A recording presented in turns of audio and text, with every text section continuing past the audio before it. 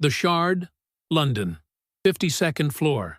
A 24-year-old girl trembles as she pushes a trolley full of luxury lunches into the city's most important boardroom. The executives are shouting. The deal with the Japanese is falling apart. £5 million are evaporating. The girl distributes plates in silence, but her brain processes every word. She's an Oxford economics graduate, speaks 4 languages, knows Japanese culture. She knows exactly what they're doing wrong. As she's about to leave, her lips move almost against her will. 1 sentence, 10 words that will change everything. The CEO turns. Silence falls like a guillotine. What happens in the next 60 seconds will transform a forgotten delivery girl into the most unlikely hero of British business. The bedsit in Bethnal Green smelled of damp and broken dreams. 25 square meters that cost $800 a month. Legalized robbery that Sophie Clarke paid by delivering food to people who earned that in an hour. Every morning at 5:30. Waking up was a punch to the stomach. On the wall, her Oxford diploma stared at her like a ghost of the future that would never arrive. 2 years earlier, Sophie had walked across that stage at the Sheldonian Theatre with her heart exploding with pride. First-class honors in economics, dissertation prize for her work on intercultural business strategies, her supervisor shaking her hand saying she would conquer the world. The world instead had chewed her up and spat her out. 57 interviews in 24 months. She'd marked them all in a notebook that had become a diary of humiliation. Deloitte. We're looking for profiles with more practical experience. McKinsey. Excellent CV but not aligned with our current needs. Goldman Sachs. We'll be in touch. They never were. And then smaller and smaller companies, more and more desperate, until that day when she'd accepted delivering food because the alternative was going back to her parents in Norwich, admitting failure. That Tuesday in October, London woke under a blanket of rain that looked like liquid ash. Sophie checked the Deliver Fast app. 18 scheduled deliveries. Last pickup at 2 p.m. from the Sterling Room restaurant. When she saw the last delivery address, her heart stopped for a beat. The Shard, floor 52. Harrington Holdings. Harrington Holdings. The name burned like acid in her memory. 2 years earlier, she'd had the most humiliating interview of her life there. 3 hours of tests, presentations, case studies. Then the final interview with the HR director, a man in his 50s with the air of someone who'd forgotten what it meant to hope. He'd looked her up and down, flipped through her CV like it was a mediocre restaurant menu, and pronounced his verdict. Miss Clarke, you're brilliant on paper, but here, we're looking for sharks, not professors. You lack the killer instinct. Sophie had come to know London's wealthy well in 2 years of deliveries. She knew that ordering from the Sterling Room, where a pasta dish cost $45, meant they wanted to impress someone. 20 complete lunches meant an important meeting, probably with international clients. As she loaded the thermal containers into her 2003 Corsa that leaked oil and dignity in equal measure, she tried not to think about the irony of serving lunch at the place that had refused to give her a job. The Shard rose into the gray Southwark sky like an architectural middle finger pointed at heaven. 310 meters of glass and steel that housed some people's dreams and shattered many others. Sophie parked in the delivery spot, between the bins and the service entrance. Her place in the world. She'd learned to accept it. The service lift smelled of industrial detergent and resignation. As she rose, Sophie remembered taking the main lift 2 years earlier, dressed in her best suit, convinced her life was about to change. She'd been right, except it had changed in the wrong direction. The 52nd floor was another planet. Carrara marble floors that reflected like pools of black water. Abstract paintings that cost more than her parents had earned in a lifetime of work. The very air seemed more rarefied, as if the poor weren't authorized to breathe it for too long. Sophie pushed the trolley along the corridor, passing glass-walled offices where young people in $200 shirts stared at screens full of numbers that decided destinies. Nobody looked at her. She'd perfected the art of invisibility. Head down, silent steps.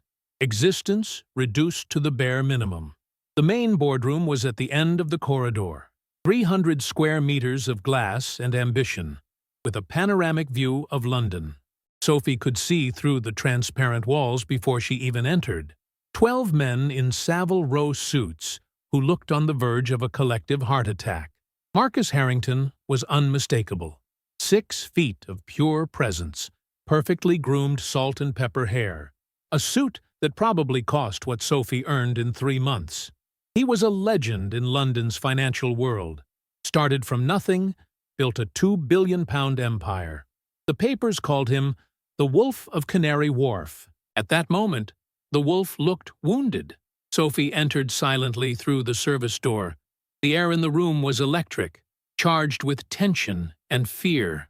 She began distributing plates with a surgeon's precision, trying to catch fragments of conversation without seeming interested. 3 months of negotiations. Harrington's voice filled the room like toxic smoke. 3 months with Yamamoto Industries, and they're reconsidering the partnership. Do you know what it means when a Japanese company says they want to reconsider? We're fucked. Yamamoto Industries. The name hit Sophie like an electric shock. The Japanese electronics component giant, 80 billion in revenue, presence in 40 countries. She'd written 150 pages of dissertation on them, analyzing their expansion strategies in Europe and cultural differences in negotiations. James Fletcher, the commercial director, was visibly sweating through his silk shirt. We offered everything they wanted: 15% margins, European market exclusivity, initial investment of $5 million. The numbers are perfect. The numbers don't mean fuck all. Harrington slammed his fist on the table, making the crystal glasses tremble. Takeshi Yamamoto looked personally offended after yesterday's presentation. I've only seen that expression once before, right before he cut all ties with Siemens. Seetooth. Sophie gently placed a plate in front of Emma Whitfield, the marketing director, a woman in her 40s who looked like she'd aged 10 years in a day. The woman was reviewing the presentation slides on an iPad, murmuring, "I don't understand what went wrong." The graphs showed 300% growth in 3 years. The European market domination strategy was impeccable. Domination. The word almost made Sophie drop the plate she was placing. In Japanese business culture, talking about domination was like swearing in church. She'd dedicated an entire chapter of her dissertation to this. The Japanese sought harmony, sustainable growth, mutual respect. Presenting aggressive market conquest graphs to a Japanese CEO was like spitting in his face while smiling. She continued serving while her brain frantically processed every piece of information. The executives talked freely, as if she didn't exist, a piece of furniture that distributed food. James was recounting how he'd vigorously shaken Yamamoto's hand, how he'd interrupted his speech to emphasize important points, how they'd served espresso instead of tea during the break. Every detail was a nail in the deal's coffin. Sophie knew Japanese protocols like the back of her hand. The handshake should be gentle, never interrupt a superior, always serve quality green tea.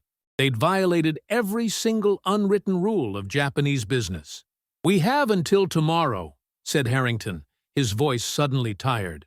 "Yamamoto returns to Tokyo the day after. If we don't fix this mess, we lose not just 5 million, but our reputation in the Asian market. And you know what that means? Bankruptcy." The word resonated in the room like a death knell. Sophie finished distributing the last plate. 20 brains collectively paid millions of pounds a year were about to lose the deal of the decade through pure, simple, avoidable cultural ignorance. She headed for the door. She had to leave, return to her trolley, to her Corsa, to her invisible life. But as she walked, images exploded in her brain. Her dissertation, endless hours of research on Japanese business culture, her supervisor who'd said it was the most complete work he'd ever seen on the subject, and these idiots in £5,000 suits were about to throw away 5 million because they hadn't bothered to study who they were dealing with. Her hand on the door handle, the cold metal under her fingers. One step, and she'd be back in the shadows. But something inside her rebelled. 2 years of humiliations, closed doors, not the right profile. And now she had the solution to a £5 million problem in her head. And she had to stay silent, because she was just the one who brings lunch? No. She turned. The voice came out before common sense could stop it. You're making a fatal cultural error with the Japanese. The silence that followed was apocalyptic.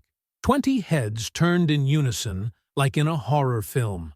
Marcus Harrington stared at her with an expression that oscillated between shock and fury. For an eternal moment, nobody breathed. Then Harrington spoke, his voice cold as liquid nitrogen.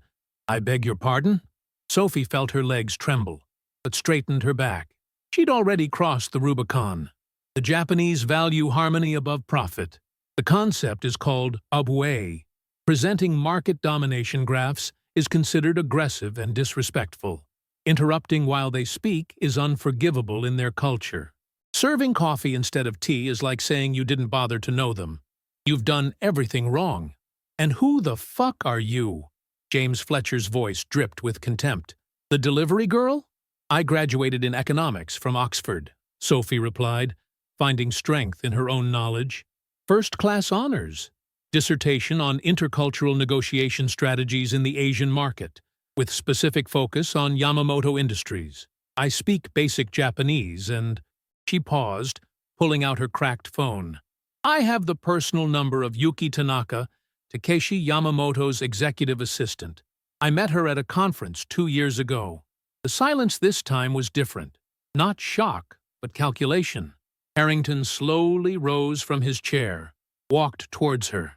Sophie could smell his 1,000-pound per liter aftershave. The man studied her like an entomologist studies a particularly interesting insect. Then he did something nobody in the room expected. He pulled out a leather chair from the desk and pushed it towards her. Sit, he ordered. You have 60 seconds to convince me you're not mad. Then either you work for us tonight to fix this disaster, or I assure you you'll never deliver so much as a pizza in this city again. Enjoying the story? Give it a little like, and don't forget to subscribe. Now then, let's carry on. Start talking. The Shard glowed in the London night like a beacon of ambition. On the 52nd floor, 3 people worked like they were possessed. Sophie had transformed the boardroom into a laboratory of corporate resurrection. The whiteboard was covered in Japanese characters and cultural diagrams. The original presentation lay dismembered on the table like a corpse for autopsy. James Fletcher and Emma Whitfield, who hours earlier had looked at her with contempt, now took notes like first-year students. Sophie worked in a trance. She redesigned every slide, transforming aggressive arrows into trees growing together. Same numbers, opposite message. She taught the ancient art of bowing, tea protocol, the power of respectful silence. She explained how to present failure as an opportunity for growth, humility as strength. The call to Tokyo was the turning point. Sophie spoke in fluent Japanese with Yuki Tanaka, Yamamoto's assistant. She discovered the disaster was worse than expected. Not only had they offended with commercial arrogance, but James had interrupted Yamamoto 3 times. In Japanese culture, it was equivalent to spitting in his face. But there was hope. Yamamoto was coming in person. It meant a second chance, rare as a black diamond, not to be wasted. They worked until dawn. Sophie transformed arrogant managers into humble students of Japanese culture.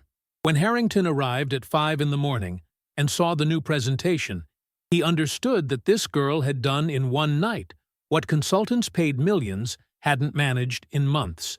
At dawn, as London awakened, Sophie looked at the 3 exhausted but transformed executives. They'd learned more in 8 hours than in 20 years of career. The girl who brought lunch had become their teacher. Sophie arrived at the tower dressed like a professional. The graduation suit, worn to 57 failed interviews, today had a different meaning. She was no longer the supplicant, but the director of an announced miracle. Harrington Holdings had been transformed according to her instructions. Every detail screamed respect for Japanese culture.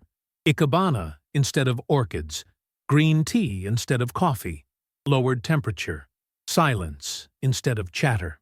Takeshi Yamamoto entered at exactly 2:30 p.m. 68 years of wisdom compressed into 5 feet 3 inches of height. Eyes that had seen empires rise and die. A presence that filled rooms and emptied lungs. The ballet of bows was perfect. The business card exchange, a symphony of mutual respect. Yamamoto noticed every detail, every nuance. His eyes softened imperceptibly. Harrington opened with a personal story of failure and redemption, exactly as Sophie had orchestrated. He spoke of humility learned through pain, of collaboration instead of conquest. Yamamoto nodded, the first positive signal. The presentation flowed like silk. No conquistador graphs, but visions of harmonious growth. Numbers inserted in narratives of social responsibility. Respect for traditions while innovating for the future. James and Emma executed the cultural choreography perfectly. Then came the moment of truth. Yamamoto raised his hand and asked what had changed from the previous presentation. Harrington looked at Sophie for a fraction of a second, then confessed everything. The cultural errors, the late understanding, the help received. Yamamoto's eyes shifted to Sophie, hidden in her corner. In perfect English, he said simply, "You're more than an interpreter, aren't you?" Yuki Tanaka whispered something to her boss. Yamamoto smiled, an event as rare as snow in the Sahara. He knew everything. The graduate who delivered lunches, the courage to speak when it would have been easy to stay silent, the help given to those who'd rejected her. His decision was swift and definitive. Partnership accepted, with one condition. Sophie would be the liaison officer between the two companies. No longer invisible, but indispensable. 2 weeks later, Sophie sat in her new office on the 51st floor. View of London, dream salary, everyone's respect. Yet something was missing. Every Tuesday evening she volunteered at a youth center in Tower Hamlets. 15 immigrant kids who believed in her, who waited for Miss Sophie to understand that the future could be different. It was the only thing from her old life she didn't want to lose. The trip to Tokyo was the breaking point. Business class, luxury hotel, 1,000-pound dinners. While brilliantly negotiating with Yamamoto, saving impossible timelines, her heart was in Tower Hamlets with Ahmed, who wouldn't pass his maths exam without her. In the luxury suite in Shibuya, surrounded by everything she'd always dreamed of, Sophie felt emptier than ever. The message from Fatima at the youth center was definitive. Ahmed had failed, kept asking when she'd return. It was Yamamoto himself who enlightened her. During a break in negotiations, he told her about his son. Harvard degree, stellar career, everything left behind to teach at secondary school. Success without satisfaction, said the old Japanese man, is the most elegant failure. Back in London, Sophie made the maddest decision of her life. She entered Harrington's office with a proposal, part-time at the company. The rest to create a training program for disadvantaged youth. Half salary, double mission. Harrington laughed, seeing the resignation letter as the alternative.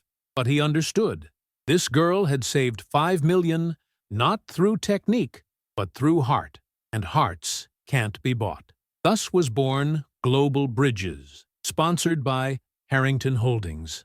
A program to transform invisible kids into intercultural professionals, to prove that talent has no postcode.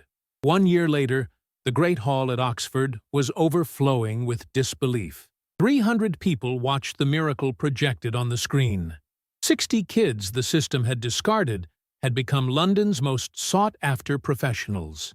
Ahmed, the boy who'd failed maths, now an intern at Deutsche Bank. Amira, Syrian refugee, consultant for 3 multinationals. Chen, son of Chinese immigrants, bridge officer between Europe and Asia. Stories that defied every statistic. Sophie spoke with the calm of someone who'd found their destiny. Global bridges didn't just teach languages or protocols. It taught that diversity was a superpower, that living between two cultures was worth more than studying them in books. Harrington took the stage, visibly moved. He briefly recounted how a delivery girl had saved not just $5 million, but had taught an entire company the true meaning of partnership.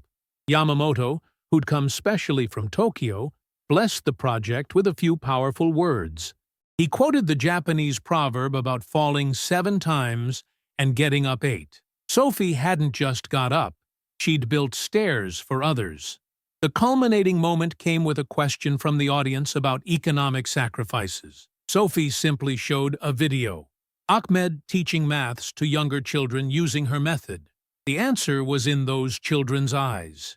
That evening, in her Bethnal Green bedsit that she'd never left, Sophie found the letter that would change everything. The European Commission had selected global bridges as a continental model.